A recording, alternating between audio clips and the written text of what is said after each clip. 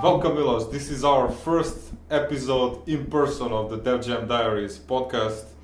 Well, I hope that people are gonna enjoy this much more than what we did over the internet, but the speakers are equally fun even there. True that, yeah. Hi, Nemanja. Well, it's great to be at your. We can even shake hands. Yeah, we can actually shake hands. Everything else is now allowed. So yeah, finally that I can talk to someone in person, and that it's not my close family. That we just did shake hands, laugh together, gesticulate about some exactly things that we are talking about. So yeah, it's much different in the past 2.5 years. It's really been enough of those live online sessions.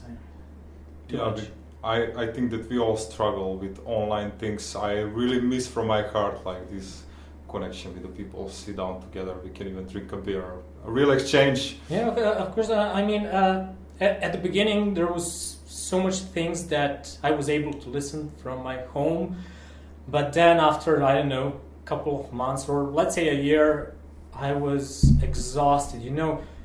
During the whole day you are working with your headset, talking to your teammates or the team, Slack or whatever you're using at the company, and then in the evening, there's this good meetup, let me join it again with a headset. Exactly. And then 2 hours just listening to someone without being able to express yourself, to ask questions in a normal way, to stop someone, so that they can actually see you if you are okay or you're sleeping in the third row of the meetup. Exactly. Something like that. So definitely much better, and hopefully it's gonna last now. Yeah, I'm certain that it's gonna last, especially because of all this accumulated energy that we have in ourselves to actually meet people now in person. Yeah, definitely. So, I'm usually asking people some questions about tech, but today we are not gonna start in that direction. Tell me, how was your day first? Well, in general, last couple of days are relatively easy.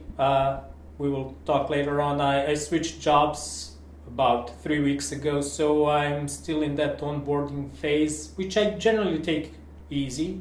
I don't overwhelm myself with things happening around, but take it slowly, because I think it's much better, and I will learn more. So it's going very easy, and at the end it's Friday. So yes. I also learned hard that if you raise hand to everything in the beginning, then you're go-to person already. In a way, that's true also. So yeah, it's been good. So for which company you started working now?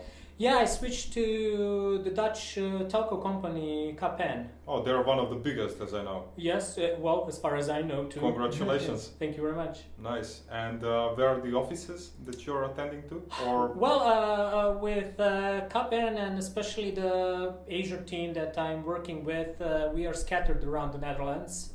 So once every 2 weeks we meet at Amersfoort. Every Wednesday the Amsterdam office is open for the team. Sometimes, yesterday I was in Den Haag. So they are still like, yes, we are working from home, but it would be good to see teammates at least once a week. So we have arranged, because there are some people living in Maastricht, which is quite like far. 3.5 hours from Yes. Amsterdam. And so we gather somewhere in the middle, so that everyone could come and that's a compromise. And still enjoy the day. But those days in the office now are more relaxed. It's you more talking and discussing things than you actually sit and code. Because I don't know. Yesterday at 4:00 we were done, and people need to go to travel for a couple of hours, and then it's absolutely normal to finish your day a bit earlier than usually. And that's the IT culture, of course. Well, especially if your team is working in such a way that work is done. Yeah, the work is actually done. I get so nobody is looking at you to be behind your desk from 9 to 5, and that is what I Absolutely. like. Especially if you're useless in those hours, like in what we are doing. After a couple of hours, you can't be focused anymore. That's what on I'm the saying. Like work. how much of active hours we have, you need to rest a little bit because I can imagine the load that's on your back. Now with a role, I have a bit more meetings with the internal customers, some other people in the company, management and stuff, and that can be also be exhausting. And and then after 2-3 hours of different meetings, jumping from one team to another, then you have to sit and maybe code something for 2 hours, and then you're really done for that day. So having 8 effective hours in a day, it's a dream. Nobody can accomplish that. It's a dream. And impossible. what I'm seeing now in the companies is that even sometimes if you want to accomplish those 8 hours, you still need some input from other people, etc., to be completely effective on the task that you're performing. I'm not saying that you cannot code for 8 hours, but like to finish something for real, maybe you need approval for someone, 4 eyes principle, and they are busy, so it's time for a coffee. Especially now, still, most of the time we are working from home, and it's not that easy to approach anyone, so you need to schedule a call, even if you have just one silly question for your colleague to show him something and to get a feedback. You still need to chat. Oh, are you available now to have a code sharing session, a video call, or whatever? And that takes time. More than usual because in the office you can tap him on the back. Hey, take a look at this. Exactly. He gives you a point and then great, my problem solved and you your can yellow continue duck, the day. Yellow duck is there. Yeah. So it is still certain things that are taking time, but I believe that at least the teams that I worked with, that we learned how to use our time working from home and to be actually effective. So in general, it's like 5 hours a day that you are really effective with working. It could be a code developing, it could be just you creating a presentation or coding or giving a knowledge session to someone, but that's it. Because of course you have that 45 minutes hour for your lunchtime. Then again, you have to stand up and relax from time to time to keep your mental and physical health in a good shape. So that also takes a part of your day. Absolutely. And then it comes to approximately those 5 hours a day that you are actually effective on a daily job. Did you, for how long you're in Netherlands now?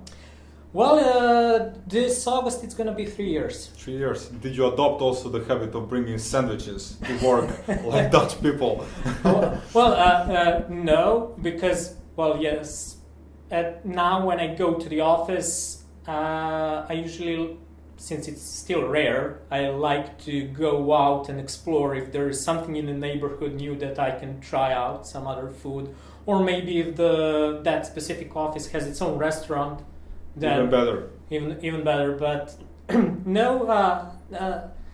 Now, when I think, I never did that in the Netherlands because when I came here, the first 6 months, pre-COVID situation, I worked at the office. We had a chef and a kitchen, and it was a great food, so there was really no need to bring anything with you. And then later on at home, you just have to adapt and prepare your meals so that you can use that hour between 12 and 1 p.m. to have something more than just a sandwich to eat, for example. Especially because the culture that both you and I are coming, we have a very different way of eating and preparing food in different types of the day than in comparison to the Dutch people. So I'm trying to adapt as much as possible and to stay healthy at the same time. I have asked one CTO of the, at that point it was a startup, he was every day bringing sandwiches to work, and I asked him, like, dude, what's the deal? Like, you're making almost $1 million per year out of your job. Why do you bring sandwiches? And he said, my wife prepares it with a love. That was a good explanation. If I think about it, well, I'm not sure if I like my wife that much. Well, I don't know. I'm preparing those kind of sandwiches for my kids to take to school, but even that it's just too much now when we think. I was wondering that you said you started at KPN. So which role you're fulfilling now? I started at KPN as Azure Solutions Architect. That's a big one. Well, yes, it is. It was my personal goal. Awesome. So I managed to achieve that a bit earlier than expected. So I'm very happy about it and excited what it will bring to me in the next couple of months, years. So yeah, looking forward what's going to happen. Universe is all about affirmations. What we think, that's what comes, usually. Yeah, so something like that. So yeah, it should be very exciting, the next period of my life. So how do you look at this role, let's say, differently than comparing to previous ones? Well, yeah, previously I worked as a platform engineer at Azure, but from the moment I started working on Azure, I was approached more with creating things than just deploy this and that in Azure. I was interested in helping people find the best solution thing for them, specifically for them. So I wasn't an architect. I didn't have that knowledge and experience like 5 years ago when I started, but I was constantly building that towards that, and I was always trying to be included, even in my engineering roles, to be included with certain stakeholders so that I can help them with my experience and my knowledge. Because, a lot of companies are now embracing Azure, going towards the cloud, and there are a lot of DevOps teams that do not have that level of knowledge, and everything is happening fast. Yeah. They are pushed towards the Azure with their applications, and all of a sudden they're lost in that big landscape. And I really enjoy talking to them and helping them. I feel after 2 hours, if someone tells me, okay, now I understand why and how, I'm happy. That's a click, of course. That's my perfect day, and so doing that in parallel with classical engineering, where you develop solutions, you implement solutions, you automate stuff and things. I've been working towards the architect. So now for me, what's going to be different? It's going to be a little bit less engineering work.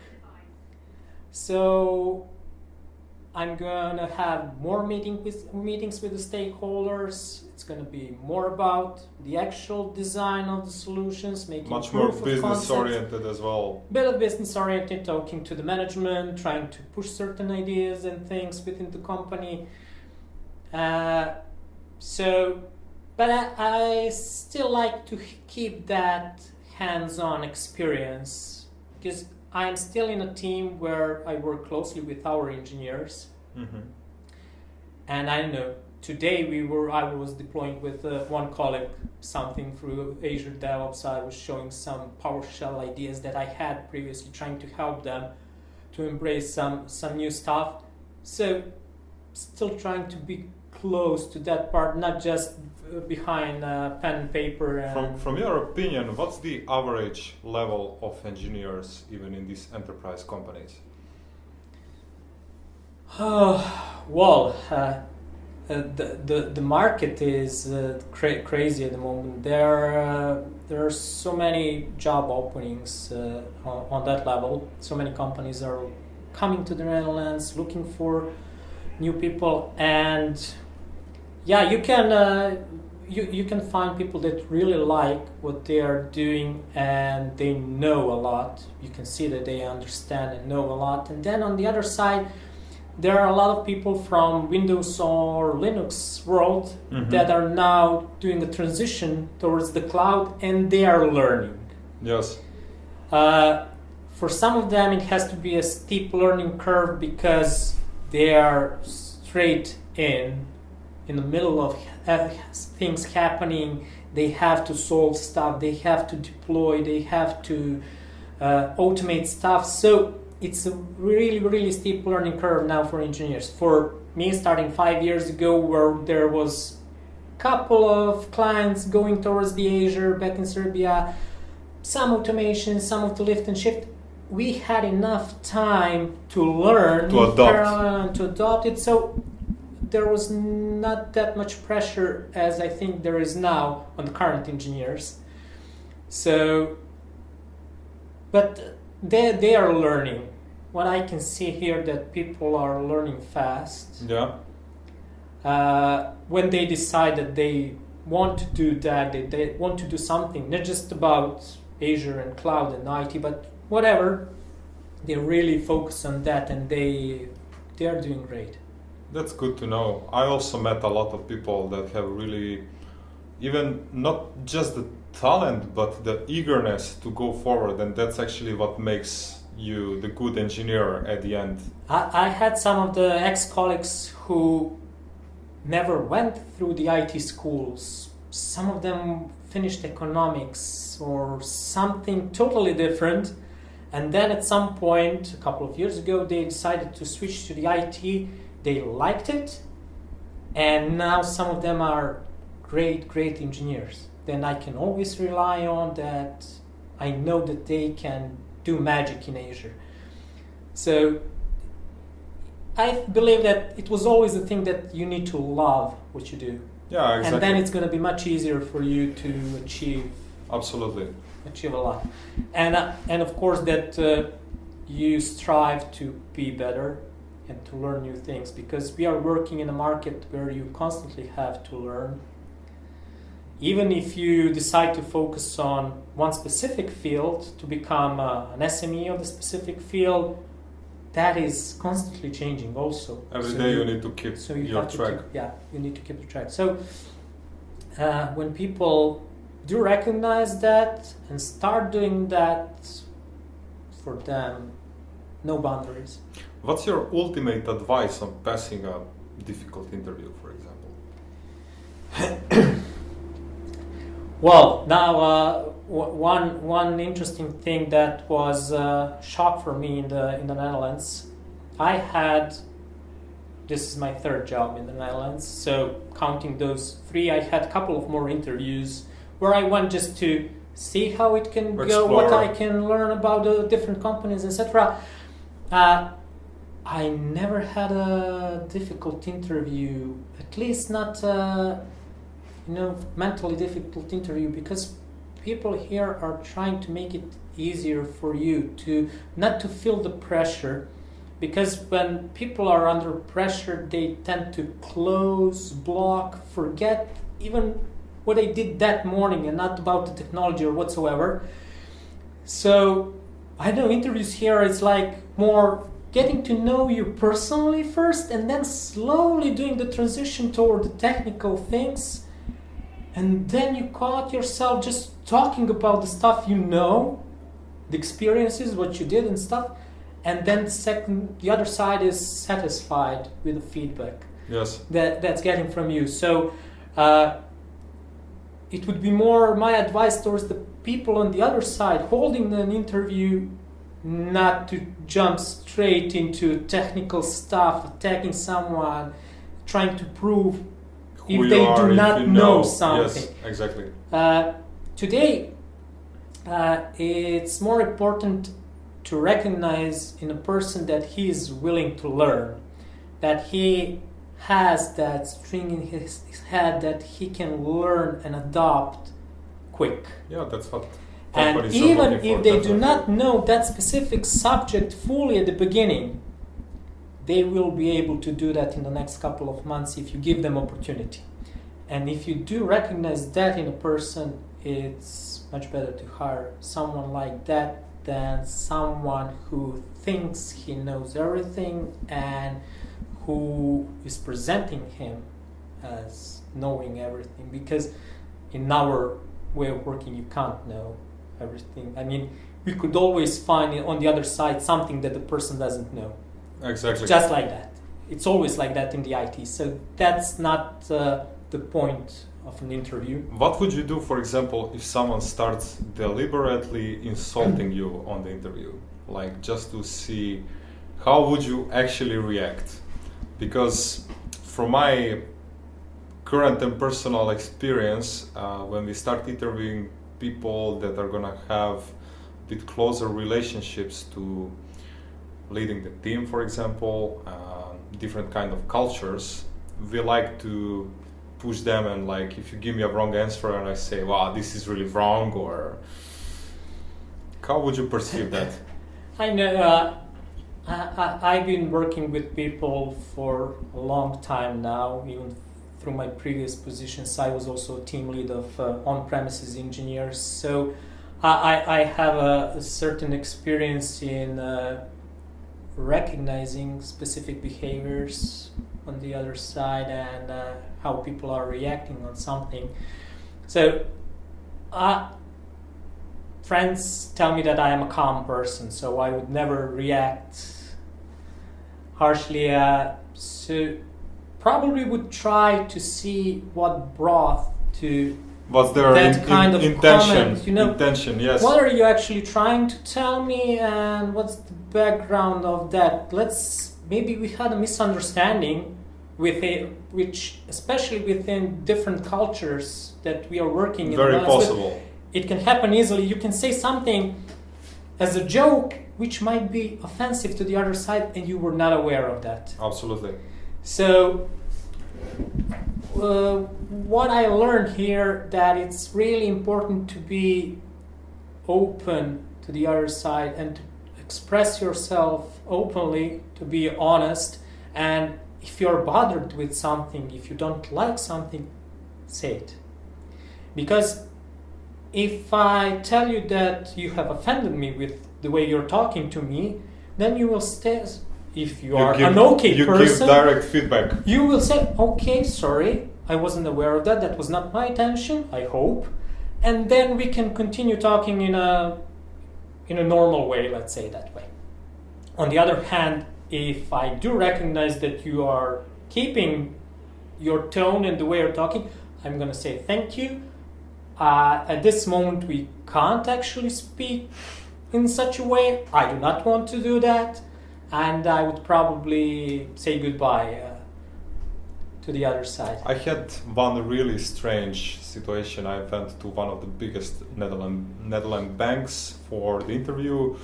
I passed already the technical stuff, and there was a person from Asia.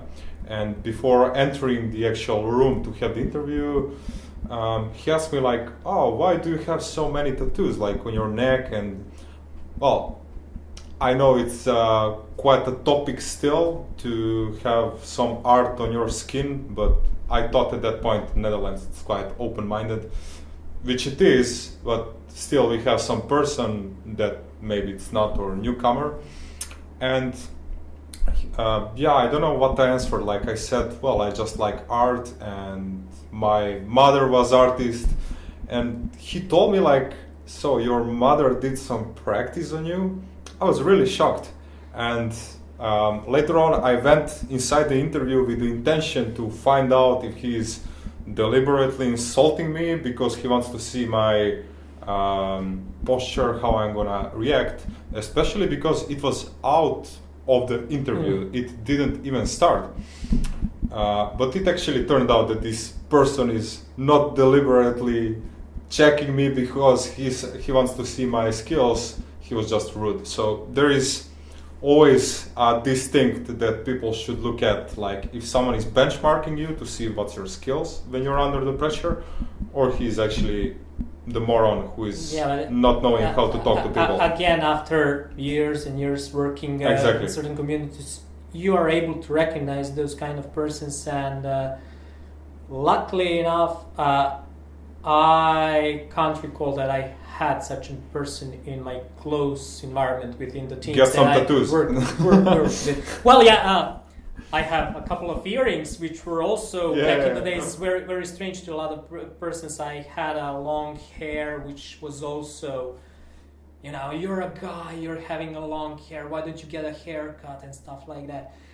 But if you don't take that personally, because I know that people sometimes look at in a specific way to things, so I start not taking that personally, especially because sometimes I see you now and I will never see you again, maybe. Exactly. So I really do not care about your opinion on certain things, especially my personal look or whatever. So in that way, it would be easier for me to go over those kind of comments and stuff. I am confident in myself in a certain way. That's the most I important feel good the way you are.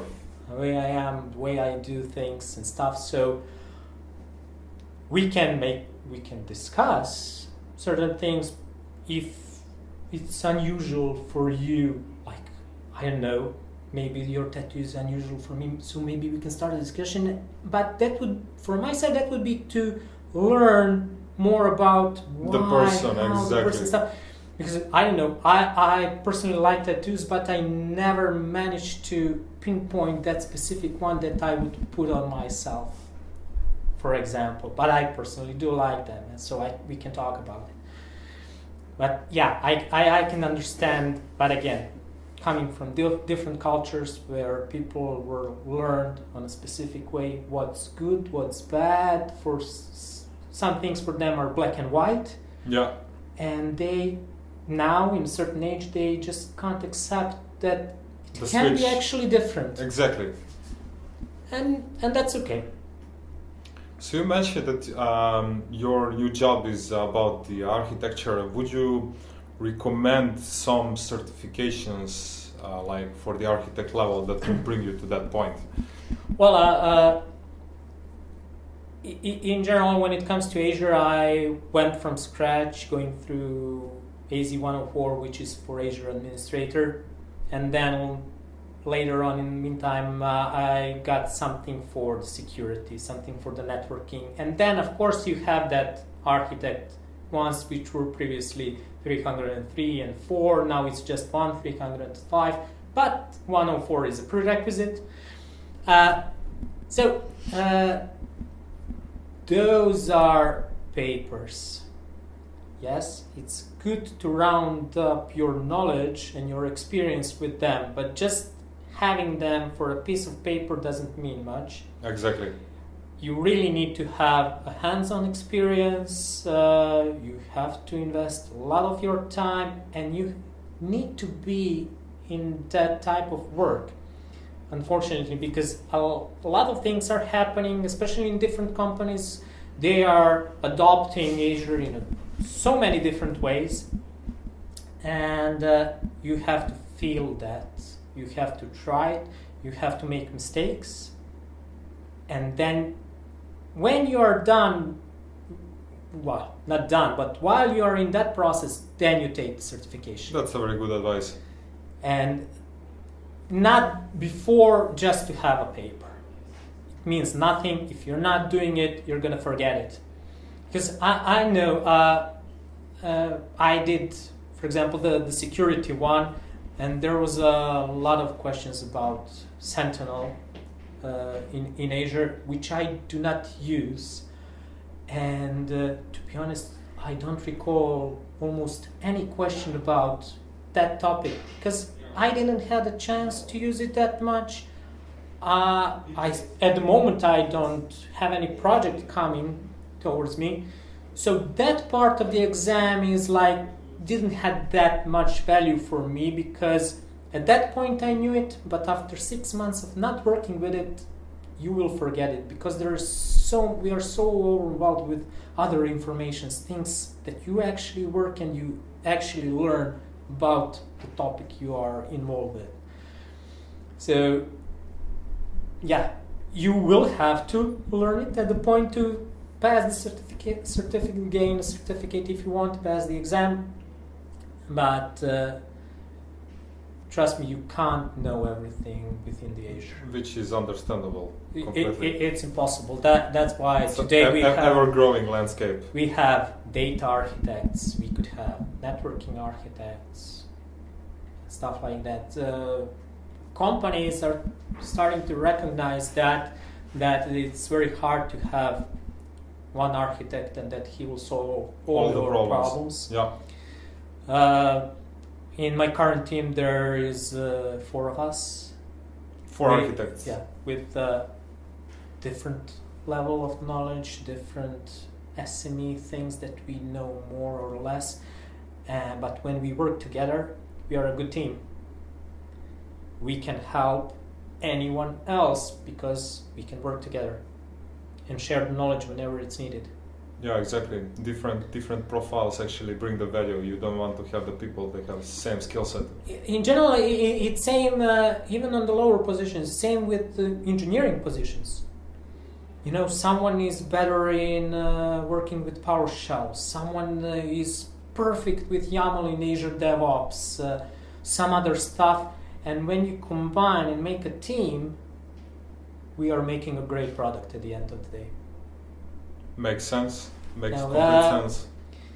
Companies should embrace that it's not one-man job anymore. You know, like back in the days when I was a sysadmin and Me too. Solely person in the company doing everything. Yeah. You know everything. Master of disaster. Yeah. You can fix the fridge if it's not working also.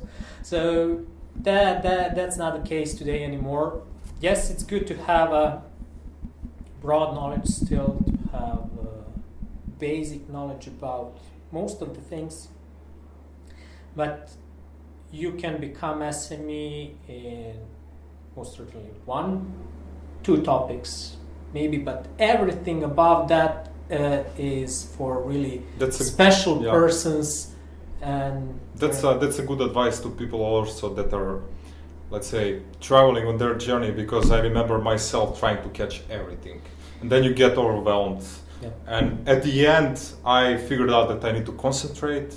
And when someone calls me, okay, I cannot maybe solve 15 problems, but I can solve 3 problems to their core completely. Yeah. Which completely makes sense. Yeah, I know. I was in a same problem like 5, 6, also 10 years ago in a different roles, and I was like, oh, this is cool, new thing, interesting, I want to do that. Oh, this is also interesting, I want to learn that and do. And all of a sudden at the end of the week I have 5, 6 totally new things to me that I would like to learn because they sound interesting. They really are. But you don't have time for that. You're working. At the end, you are those 8 hours at your daily job. Maybe during those 8 hours you can have half an hour to work, to develop yourself. But then it means that you would have to invest your personal time, which is either in the evening or over the weekend, to learn extra stuff that are not part of your daily work, which over the years becomes harder and harder. So, when they say that those full stack developers, you can become that maybe unicorn until your 30s and stuff, but after that it really becomes, with families or maybe some other things that you would like to do in your life except IT, and then you're trying to focus your learning path to specific things, which makes sense. But to actually then try to actually be good in that, to step out of the crowd with that specific subject, and then you will be recognized, you will be respected, you will be called by the others to help, and you will be able to progress further on in your career, etc. So that's a way that I was trying, and I'm still following that path. That's a very good advice. How do you experience Netherlands so far as a country? Well, I really like it. As I said, we came just 6 months before COVID outbreak.